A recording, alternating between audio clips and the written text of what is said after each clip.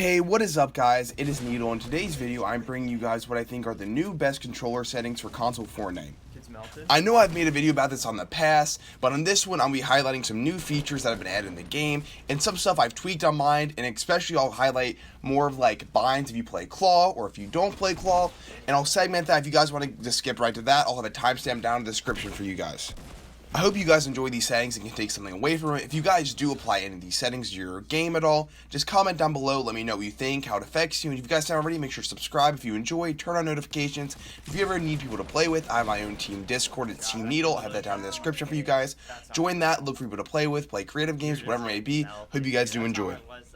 Now to get into today's videos, I'll show you guys my settings here, I'll pop it up on the screen. So as you guys can see, as of right now, I do have 7 on the X sensitivity and 7 on the Y sensitivity. If you guys have recently seen my old video, I was running 7 on the X and 6.5 on the Y. For some reason, I just switched to PC and I adjusted my 6.5 to 7, and it's just felt comfortable ever since. I feel like a little bit has to do with not having as much dead zone on my right stick when I use my shotguns, so I just bumped it up to 7. Feels a little more reactive, a little more adaptive when I am shooting my shotgun. That's completely preference though. If you guys want to lower the Y a little bit, I know people like to lower it so they can hit better like cross flick shots on their thumbstick. It's going to be hard to do regardless, but I've just been rocking 7. I feel like 7 is a good number to stand for X and Y. For me at least, it just feels comfortable to the point where I can maneuver around. I'm pretty quick when just looking around, but I can also, when I need to hit a shotgun shot, I can hone in and I can slow it down to make sure I hit all my shots. And as far as the controller targeting sensitivity and the controller scope sensitivity, I personally run them the same, and right now I have them at 0.3. The reason I have them at 0.3 is I felt like when I had them on 0.28 or even had lower, I was running 0.25 at one point. I felt it was definitely good for like medium to long range. I was hitting all my shots, but the only issues I ever had like an SMG at the beginning only and not a shotgun. I would get up in somebody's face and they would just legit get too close to me where I couldn't shoot and couldn't move around, and I needed to up it a little bit so I could actually track them while I'm really close and hit headshots. That's personal preference though. Like I said in my previous video, I do suggest running lower on the targeting sensitivity just because at this point it's so crucial. When you do get shots open, you need to hit your shots because people will build immediately. So any shots you get, you want to make sure you are hitting and that you're in complete control and you're being very accurate. And then the last setting for this one that I will address will be the controller building sensitivity. If you guys don't know how this works, it's basically a multiplier on your X and Y sensitivity. So as of right now, I'm at 7X and 7Y, and then I have my building sensitivity at 1.5. So it's going to multiply the X and the Y by 1.5. So that leads my building sensitivity somewhere around like 11, around there basically. So think about building on 11 sensitivity compared to moving and shooting around 7 sensitivity. So that's the way you should look at it. And they recently did change it where you can now edit faster according to your controller building sensitivity. So if you have a higher controller building sensitivity, you will have faster edits and quicker edits. So that's something to keep in mind as well. I feel comfortable at 1.5, but that's obviously going to be personal preference like anything in this. Take little bits and pieces and apply it to your game, whatever's going to help you. But I've noticed having anything past like this 11 range on 1.5 with the 7 just seems to be a little bit too quick where I'm not in control on the controller. I will let you guys know right now, I do use one control freak. I use like the mid-rise control freak on the right one. So that does help a little bit with the aiming and whatnot. If you guys want me to make a full video on control freaks and what I think and if they help, I can. Just let me know down in the comments below. Now that we've went over like the basic X, Y, targeting, and building sensitivity, I'll break down some of the other ones that are in the general settings that I think you guys should have on. Some of the newer ones to highlight them. If you guys might not have them on, I'll go over those right now. The first one I will be going over will be the heads-up display, also known as the HUD scale in the game settings. I currently run mine at 0.8. This is going to be complete preference. It's just going to make your weapon smaller, your material smaller, just your whole heads-up display in general is going to be smaller. If you don't know what it does, just tweak it by a little bit. You'll go into the game and you'll see 100%. But I would suggest running a little bit lower if you're not, because I know some people on controller want to be able to run stretch resolution on console. Unfortunately not, you cannot do that. But this is like a little bit of like a makeshift way to do it to make your screen look a little bit bigger. Something to keep in mind if you do want to try that out. The next one that I think is a must, and that I will cover a little bit more when I talk about Claw or not playing Claw for your settings, is Sprint by default. Either way, I want you guys, if you guys haven't already, try Sprint by default out. I highly suggest leaving Sprint by default on. It'll make it so much easier just having an extra button to use a bind for, whatever it may be. I'll talk about it more in the later part of this video, but like you can put edit on your left stick to replace it. It just frees up another really big button that people don't utilize on a controller, and it's also one less thing you have to worry about. Not having to hold it in the left stick to sprint is going to be huge, and it's going to change your game over time.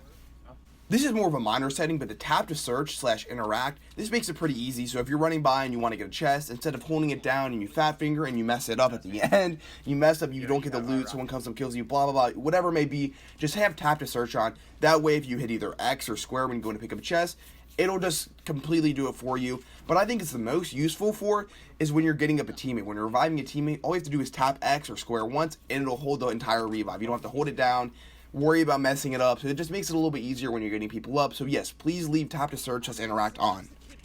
The next one I'll cover is reset building choice, and I'm going to assume that everyone on this video is playing Builder Pro. I probably should not, and I will preface that right now. For all these settings, these are being assumed that you are playing Builder Pro, but if you are playing Builder Pro, you do not need reset building choice on. It doesn't make a difference. You're just going to have build instantly regardless. But if you are playing Combat Pro, or maybe even still playing old school, I would suggest turning reset building choice on, but it really doesn't make a difference if you guys are on Builder Pro, which I highly suggest.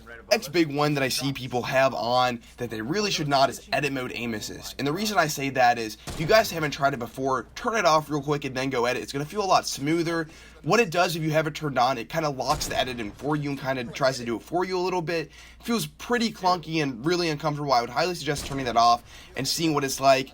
That's me though, it's all personal preference, but try it for one game and let me know what you think.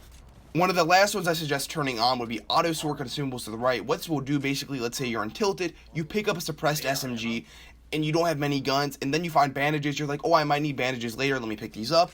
Instead of it going to your second slot, it would go straight to the 5th slot, all the way to the right. Just makes it a little bit easier to sort your weapons in the beginning when you don't have a lot. Just a little thing for convenience that I do suggest turning on.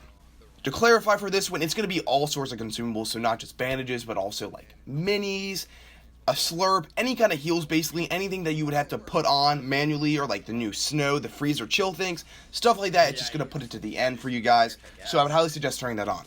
The last big setting here is Builder Pro, build immediately. This is a must. You must have Builder Pro, build immediately on. Just makes building that much smoother and that much more instant, a little more responsive too.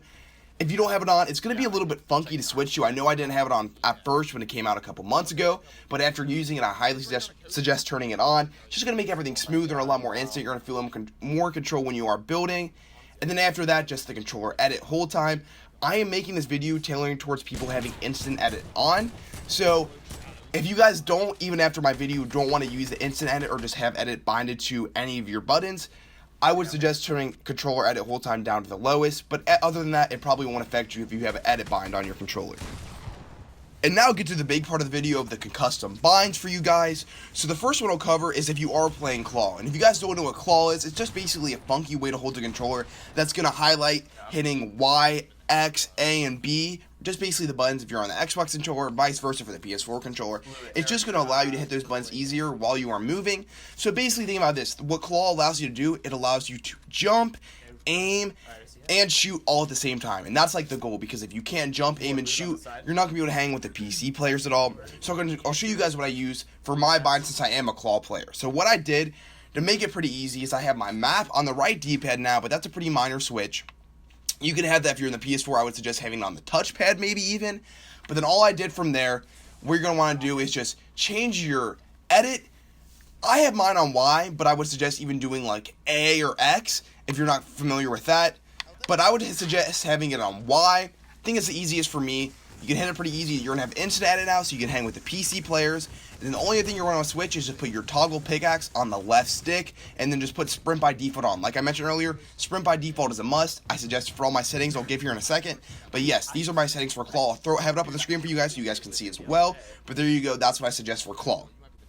And then for my settings, if you're a non-claw player, just a standard controller player, there's nothing wrong with that. Let me just preface that right now. You don't have to learn claw. I'd even suggest not learning claw, because I'm not sure what it's going to do in the future for my hands. I might get carpal tunnel. I might lose some fingers. Who knows?